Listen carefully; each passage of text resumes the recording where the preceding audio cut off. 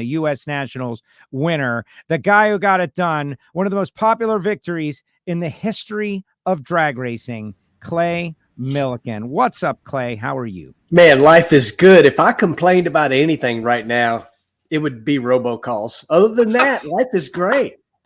Nobody likes them. They're the worst. Joe said that, your win was one of the most popular ever. But I'm not sure that's true because, Steve Torrence didn't think it was so cool. He and I actually talked just a couple days ago, and it was funny. I probably shouldn't share this conversation, but I'm going to do it anyway.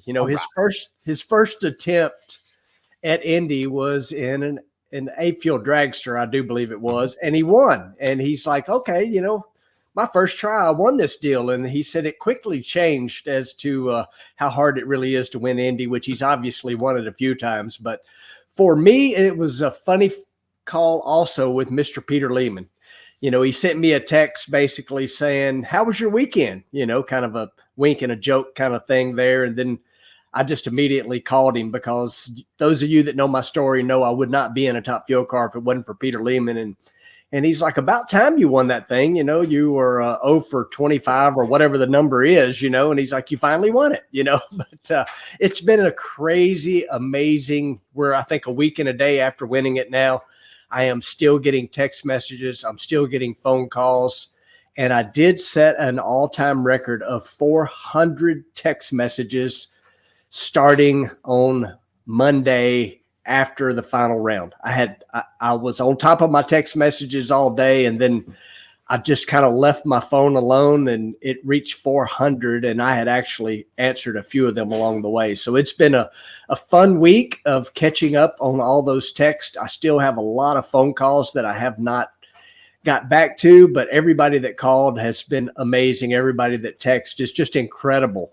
This morning I was on the phone with Rick Ware, and I had gotten a text, basically, I'm assuming soon as we won, from Scott Palmer.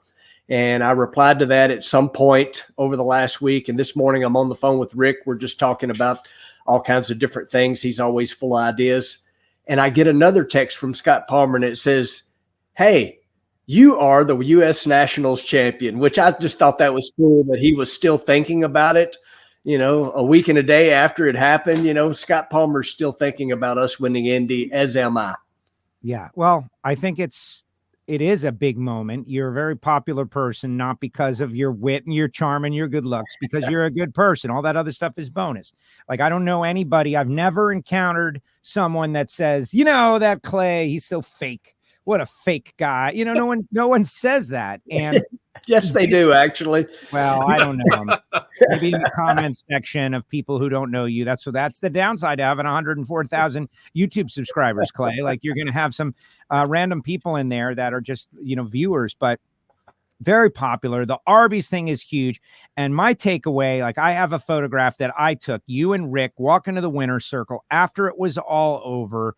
And you just kept saying, I have the video somewhere, but we won the U.S. Nationals. We won the U.S. Nationals. Like, it was very Reinhart Daytona 500 for me. We had never really applied that pressure to you, like, Clay, why haven't you won the U.S. Nationals? But I think it's because your career continues to get better and better as the cars get better that you're under. And now you got Rick, and you got the money, and you got Nikki, and you got Jimmo, and you're wanting for less as your career's going on. And now you've won the U.S. Nationals. It was such a meaningful thing. I didn't really realize how big it was going to be. The truth is, I've always said when I raced in, Super Gas, Super Comp, I never went to Indy because it was so many days. And I literally drove home from Indy.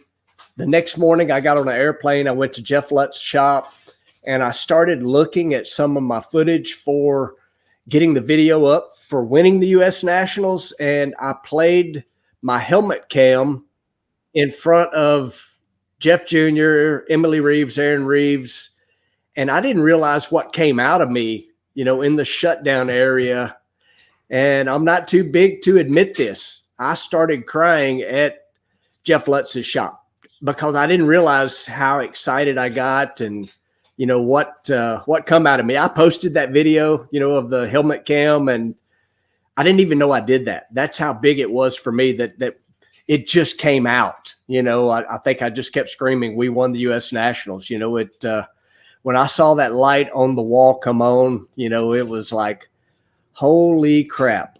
We just won the Super Bowl, the World Series, the Daytona 500, the Indy 500. We won the U.S. Nationals. It's incredible. I can't believe that we did it. And I did not know this till after it was over with. Jimmo or Nicky, with all the racing they've done, all the big teams they were with, neither one of them had won Indy. I think I'm glad I didn't know that rolling into the final round. I mean, it's just amazing that it all came together the way it did. And they gave me a solid race car. I didn't do anything. The only thing I didn't do was make a mistake. You know, I just simply drove the race car. You know, my reaction times weren't great. And to be honest, it didn't matter. You know, we just had the best car, and Jimmo and Nicky and everybody on the entire team were on it. They were on top of it. It was amazing.